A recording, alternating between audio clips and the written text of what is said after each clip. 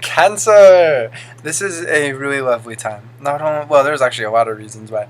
The first things first, Venus is going into Cancer Saturday, May 19th, and will be basically in Cancer for the entirety of, almost the entirety of this entire lunar cycle. It goes into Leo on the day of the next new moon, but that's a long time. This lunar cycle is mainly dominated by Venus in Cancer. So that's something that's really exciting for you because it's going to bring a lot of good times with your family, being able to nurture others, be nurtured, to be able to heal others through your love, your being able to comfort others, make them feel safe, and they in turn giving you that kind of assurance and that security and that love and compassion. This is a really beautiful time because good things just naturally come to you when Venus is in your sun sign energy, especially if you have Mercury in Cancer, Venus in Cancer, Moon, Mars, whatever. But especially even just as a Cancer, if you only have sun sign Cancer in your whole energy chart, this Venus in Cancer transit is going to be bringing a lot of just good times with other people. And indeed, the challenge is to make sure you don't indulge too much, because Venus is that energy where it's like, fuck it, we'll spend everything on partying. It's okay. We don't have to worry about rent and everything like that. Now, the good thing is this: you're a Cancer, so you're very able to be responsible and be, as long as you're not acting hysterical, which I have Moon in Cancer and I'm rising around the cusp, so it's a challenge for me as well. Um, as long as you're not acting emotionally compulsive, like, oh, I need this, and you really don't need it. It's like, how much chocolate do you really need? Like, how much of this thing that reminds you of the past do you really need? So it's good to keep that in mind during this time, because Venus being in this energy can be a little bit too much pleasure oriented, a little bit too much like this giving away. And that's the other challenge too, is giving away so much to family and friends, or just people in general, that you don't have enough for yourself. So this energy is a fine line of balance between self and other, being able to give and receive in equal measure, and to feel to feel just being around people that you love, your loved ones. And this can also be a time of meeting a new loved one, meeting somebody who transforms your life, whether in love or just a great friend or a great work colleague, or something. Venus is the principle of attraction. So naturally, people who are coming into your life this time, or people already that are in your life, are going to be very lovely towards you, very harmonizing. They're going to want to make you happy. They're going to want to give to you. And they're also, it's going to be good to give back. So again, just balance. Whenever Venus is at play, it's good to keep in mind the Libra and the Taurus wisdom, which Libra is balance, moderation, and Taurus is focusing on needs. Focusing on needs. So there's also really great news, because Mars is finally moving on into Aquarius. Now, Mars in Capricorn, which it's been in for the last 2 months and is for the first day of this transit, of this lunar cycle. So literally just one day, and then Mars goes into Aquarius for the next almost 6 months.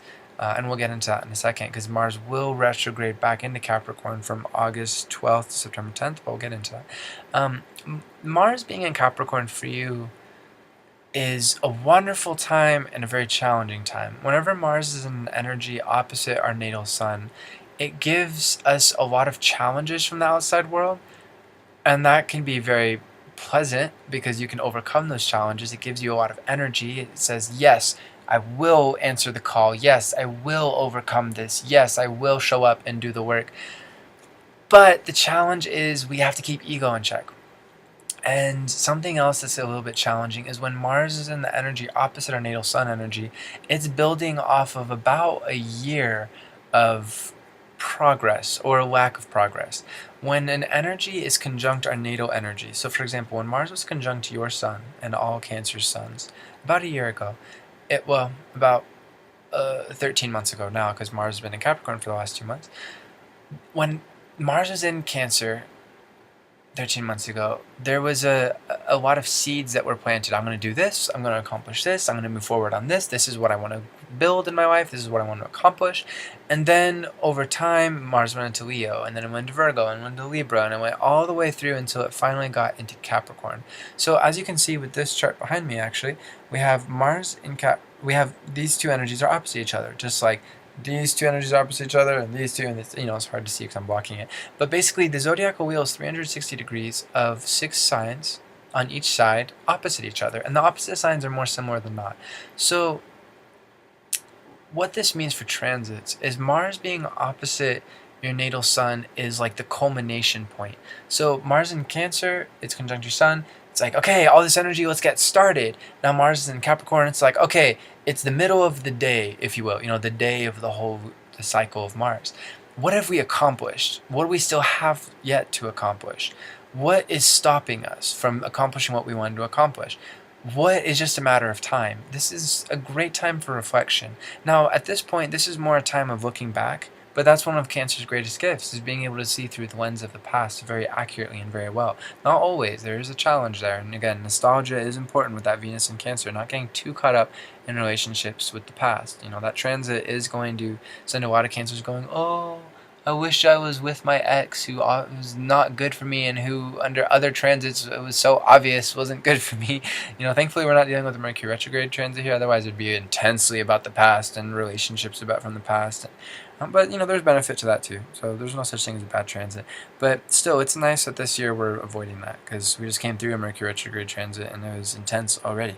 So Mars moving on from, well, no, let's focus on Mars Cap. So now where we are, this is a wonderful time to look at the last 2 months ago. Okay, what did I get done? This is almost like the 1 o'clock, a weird metaphor, but it's like, it's a little bit past the halfway point at this point. And it's a time of going, okay, taking stock of the past and then moving forward. Now, something that's really cool is Mars is going to be in Aquarius for about 5 months this year. Now, that's all well and good. For Cancer energy, it's kind of here nor there, is what it is. But when Mars goes back into Capricorn, August 12th to September 10th, you're going to get a whole other month. In fact, in total, Mars is going to spend about 3 months this year in Capricorn. That's unheard of because it usually takes about 6 weeks or so for Mars to go through a whole sign.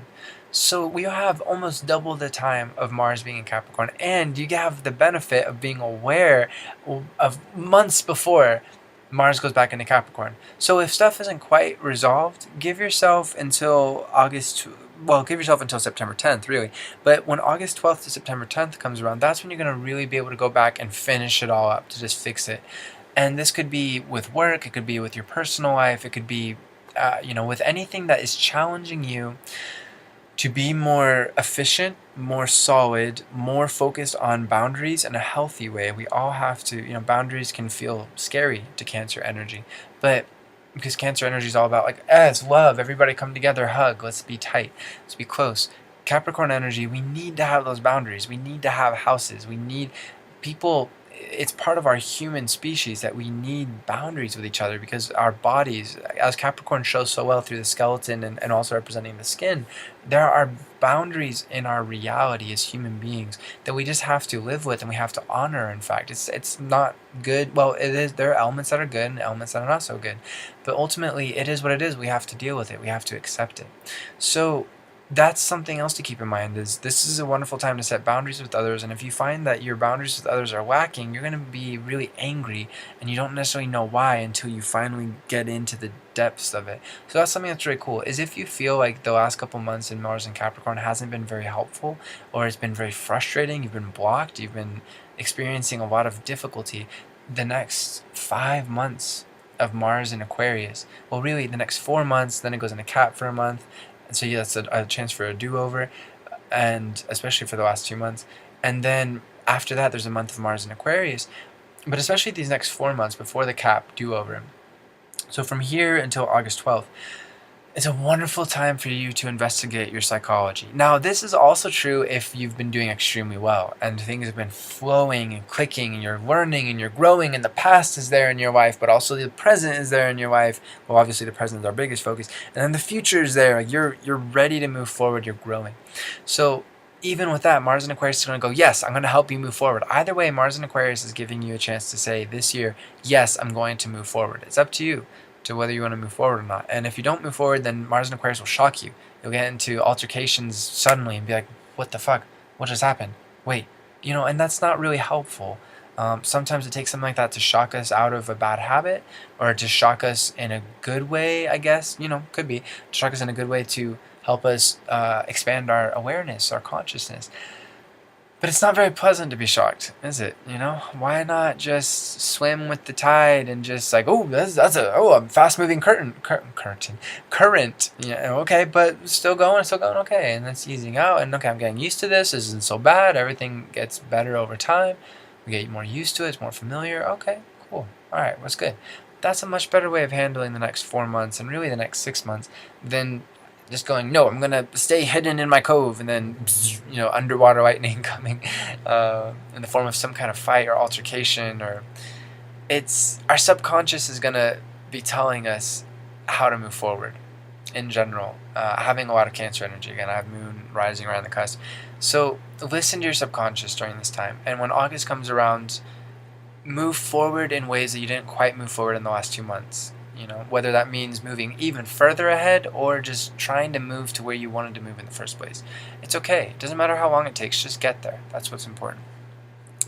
Other things, there's nothing really too much else. Some cool news. Uranus went into Taurus. Actually, the first day of this transit, the lunar cycle, Tuesday, May 15th. This is an 8-year long transit. This is something that we'll really talk about in the future. There's nothing really to think about too much about it. Just basically, the whole world is going to be stabilizing a lot. Its advancements are going to be a lot more steady, not quite so sudden and not quite so premature in some ways, or naive in some ways. The genius energy is becoming more solid. It's not quite so wild. So we'll get into that in the future. But for you, it's giving you a wonderful opportunity to take yourself to the next level. And that's something that's really cool and something to be very excited about, because Uranus and Taurus is sextile your sun in Cancer. So earth, water, it builds, it grows together. Let's see. Mercury is going into Gemini Tuesday, May 29th. That's very cool. Just be mindful of what you're saying if you're being moody or you're having a bad day, or if you're having a good day and maybe fluent. Well, no, actually not so much that, because that'll have good conversations. But if you're moody, you're not having quite a good day, I would really avoid speaking out, especially on the full moon, because Mercury will go into Gemini on the full moon Tuesday, May 29th. Yeah, you just don't want to say anything too quick. A lot of people aren't used to Mercury and Gemini energy. And even if you're born with Mercury Gemini natally, it's just good to be a little bit cautious with this energy. On the full moon, at least. As time goes on, you'll get more used to it. And it's like, oh, great, conversation. Like, yeah, I have the words. This is great. I actually can get across what I'm trying to get across. And we're working together, and we've made a pact, and we understand each other, and we're moving forward. And I'm learning how fun. That's a really wonderful energy. It's just kind of ease in slow. That's really the MO for anything. Any transit, especially. And besides that, Sun goes into Gemini Sunday, May 20th. That's cool. Same thing, just one step at a time. Don't rush ahead too fast. The world is going to go extremely quickly. So many people are just going to be speaking and thinking and talking and listening, and, well, sometimes not so much listening. So this is a really great time to just kind of sit back before your birthday month season, which we'll cover in the next lunar cycle. Infinite love to you, my friend. Namaste.